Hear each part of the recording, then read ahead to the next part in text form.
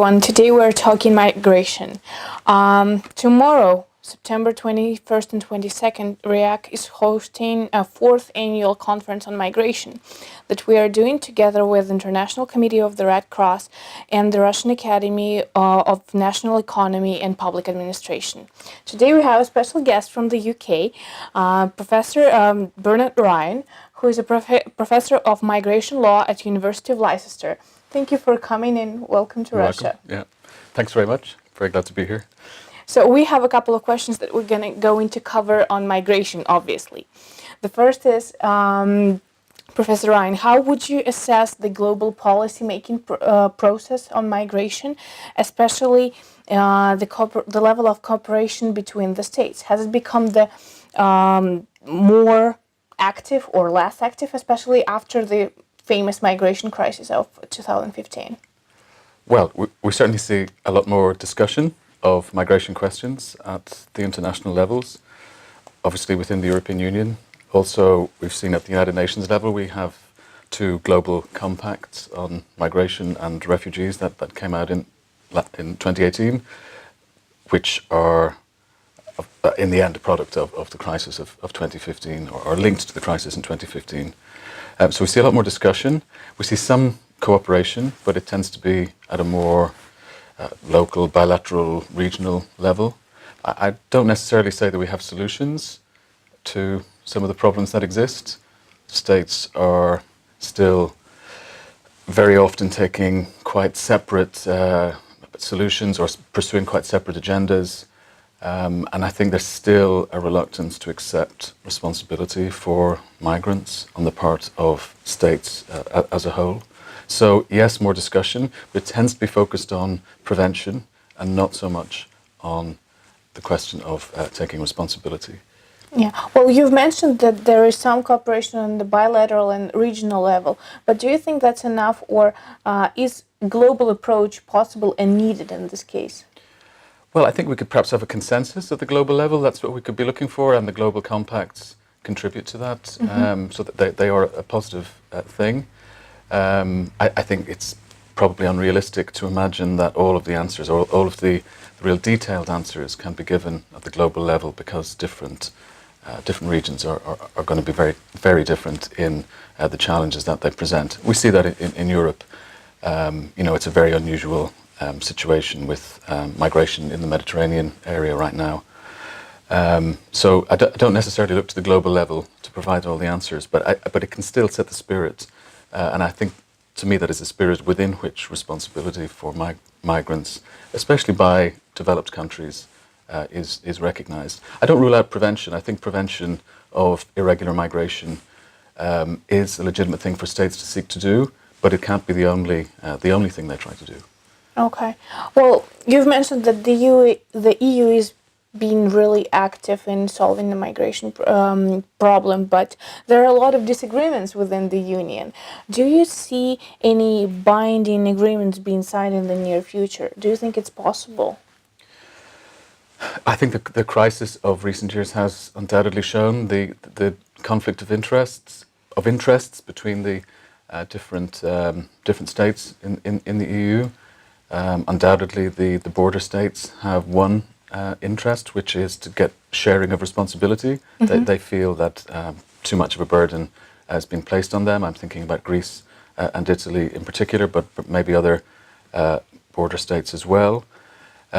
For the other states throughout the EU, their overriding interest is, I suppose, to maintain the Schengen zone, to keep the principle of open borders as far as possible, but they are under pressure from domestically to ensure that the Schengen principle does not lead to irregular migration and indeed refugees travelling freely throughout the EU. So there is a very big difference of opinion, and it's hard to see right now where that can be bridged. My reading is that what happens always is that all of the member states can agree to cooperation with third countries because that suits them. So it could be Turkey or Libya or other third countries. That works. But when it comes to sharing out costs and indeed refugees and responsibility for migrants, that's where it all breaks down. And I don't see any obvious solution to that difference of opinion right now. I just wanted to say too that I don't take the view that this is fatal for the European Union. The European Union is undoubtedly doing many other things, and there are many other aspects to EU integration. I think the Schengen open borders idea, if you take the long historical view, is a very ambitious one, and it is. We are discovering that it brings some tensions with it. Nevertheless, it has survived. It has survived the crisis, and even if it were to be compromised further, still the EU itself will not, I believe, fundamentally change the European Union. Okay. Well, the latest EU summit was held in June of this year, and the member states agreed that they were going to extend cooperation with the countries of origin, particularly in order to reduce illegal migration, human trafficking, and provide some human rights protection. But what measures do you think can be taken by both the EU states and the countries of origin in order to actually achieve the set goals? What can they do together? Well, it's very difficult for countries of origin to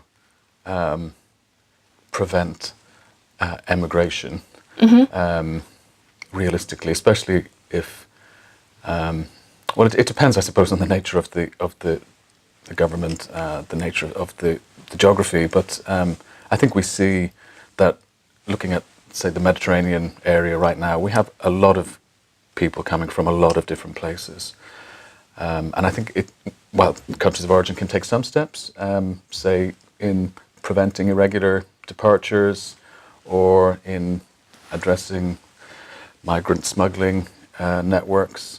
They can do some things, but I think it's unrealistic to imagine that they're going to be able to stop people who want to leave and have the opportunity to leave. They have some money, they have connections. Then I think it's unrealistic to think that they will be, really able to stop that. I think sometimes it's easier from the state perspective to address transit countries, because people who are migrating are they're not in a secure position there. They're not from there. So I think a lot of the activity tends to be focused on transit countries for that reason. But as I said earlier, I think that especially developed countries, they must also take responsibility for, let's say, people in transit or people who are near the European Union. If we're talking about the EU, must take responsibility for them too. And so the solution may partly be is often, I think, to let people come and then process them on arrival, and decide if they're going to be able to stay, and then have arrangements for their return if not. So maybe the cooperation with countries of origin should be focused on return rather than prevention. Okay. Okay, well, we've talked a little bit about the practical aspects of migration and managing the problems that we've had recently. But if we're shifting a little bit towards the theory, I think in the academia there is a lot of talk about the discourse battle on state sovereignty versus moral obligations and human rights protection. Where do you think this battle could lead to? I think for the moment we're very much stuck in relation to that battle, which I agree exists. State sovereignty is perhaps the older idea in the field, and states are still the main actors in the world, and they have their legitimacy when they act. So historically they've taken responsibility, or they've acquired responsibility for, or the power to regulate the movement of people. But I think in the world we live in, we see more and more migration. We see more and more opportunities for migration. As I said, people are coming. People are going from all kinds of countries to all kinds of other countries. It's very diffuse now, mobility and migration. And state sovereignty looks like very incomplete or out-of-date principle, if it's the only principle for controlling all of that, because it leads to a refusal to take responsibility and attempts to pass responsibility on elsewhere. So I think in the long run, state sovereignty is going to be questioned. Certainly, if the world stays much as it is, with, as I say, many opportunities for migration, I think state sovereignty will come more and more into question. Now, I think we need a consensus somehow about limits to state sovereignty when it comes to, or what's acceptable uses and unacceptable uses of state sovereignty when it comes to migration and mobility. So we need a consensus about that. Probably we need international norms, whether they're legal or non-legal, but we need international norms so that states are not left to themselves. They don't have a sense of being left to themselves and accepting obligations. They accept obligations because they know that other states are doing likewise. Okay, well, thank you so much.